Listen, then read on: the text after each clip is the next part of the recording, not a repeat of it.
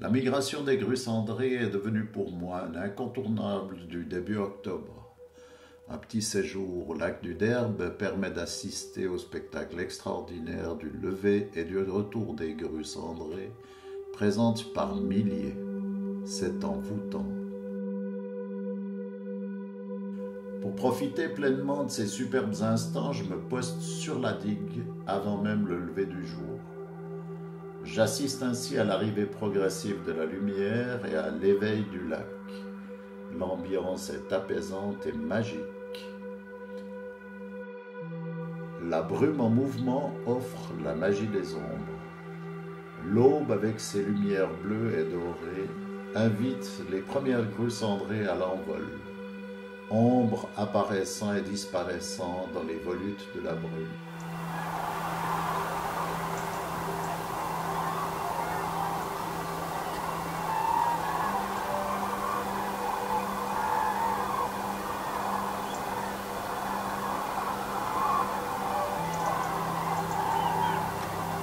Les premières conversent, évaluent, puis prennent leur envol. Elles hésitent, tournant, tentent de prendre un peu d'altitude pour glisser vers la campagne proche.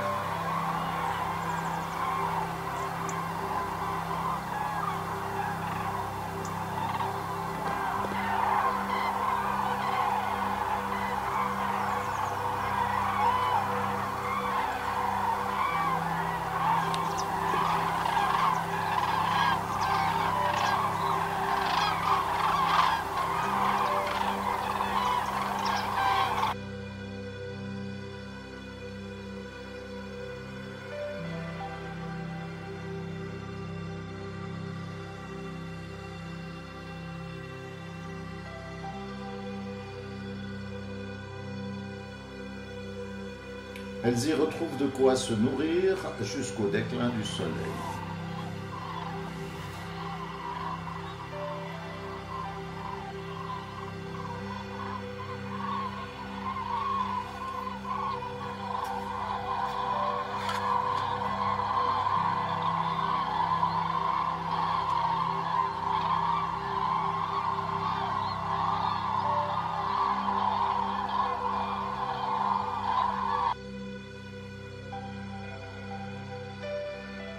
Après le départ de plusieurs milliers de grues, le lac reste vivant d'autres espèces y faisant également escale dans leur grand déplacement nord-sud. C'est impressionnant ce nombre de canards, s'exclament les visiteurs ébahis. En y regardant de plus près à la jumelle, la longue vue au téléobjectif, on y découvre de nombreuses espèces. Netrousse et sarcelles d'hiver accompagnent un couple de grues cendrées et sont jeunes de l'année. Dans ce groupe, on distingue des élégants canards pillets, des canards siffleurs au bec bicolore, les sarcelles d'hiver plus petites, un canard colvert et une mouette rieuse. Un grand cormoran et un vanneau huppé sont également visibles.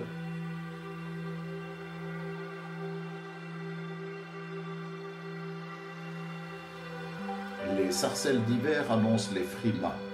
Un grand nombre d'entre elles demeureront sur place durant tout l'hiver. Avec un peu de chance, on peut surprendre la discrète bécassine des marais et en petit nombre également le courlis cendré. Les oies cendrées sont aussi présentes à l'étape. Elles broutent silencieusement la tendre verdure des berges. Au coucher du soleil, elles quittent le lac pour passer la nuit sur les étangs voisins ou poursuivre leur migration. Attention, danger, il faut prendre rapidement de la hauteur, les chasseurs sont à poste. Les plus nombreux, à l'exception des grues cendrées évidemment, sont sans aucun doute les vanneaux huppés. Ils virevoltent dans le ciel dans de spectaculaires changements de direction. Farouches, ils s'envolent en nuées innombrables à la moindre alerte.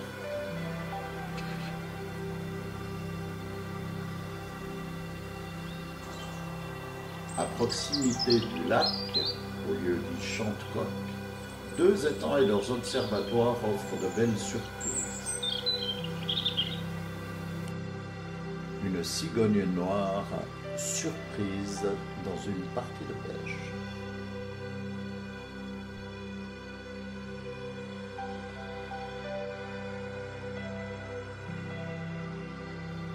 Les grèbes castagneux, oiseaux de l'année 2024 désignés par BirdLife en Suisse.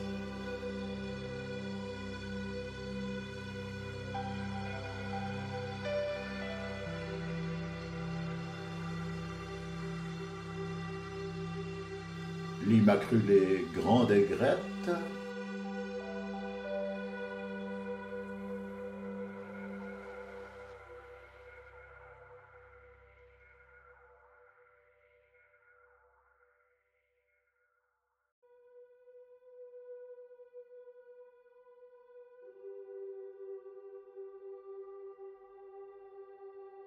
et le bien connu héron cendré.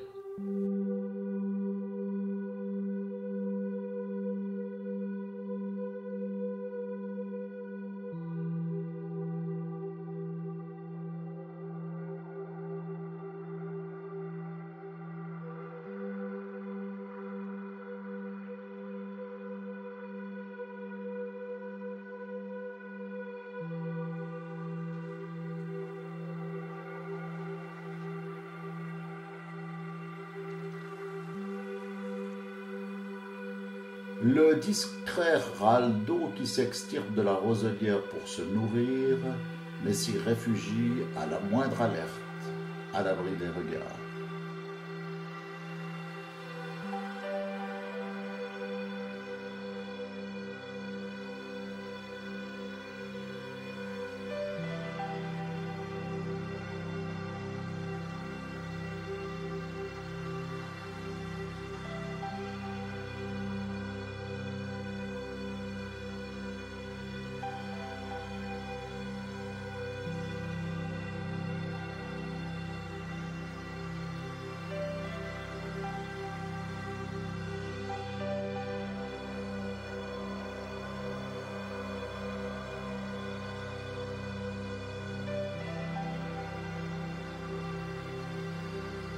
La chance, en observant les roseaux, un bec rouge à 1 mètre de haut dans la végétation et à 2 mètres à peine de l'observatoire. Un râle d'eau au repos.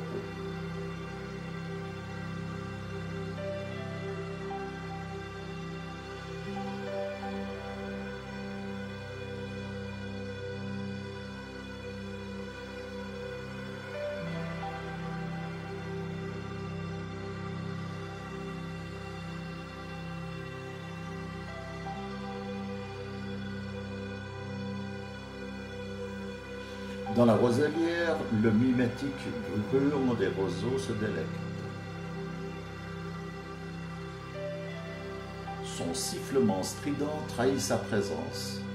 Une flèche bleue rase l'eau et s'immobilise sur un jonc qui plie légèrement sous son faible poids. C'est le tant aimé et recherché Martin Pêcheur de Rome.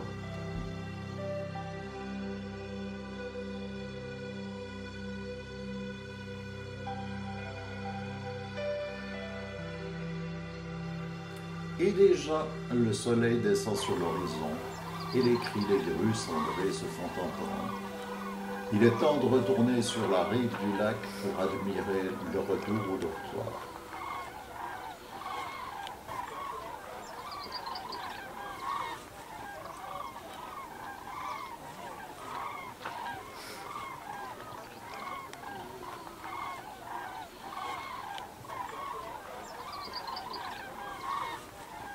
Par groupes plus ou moins importants et dans de longs et bruyants planets, elles proviennent de toutes les directions et survolent le lac.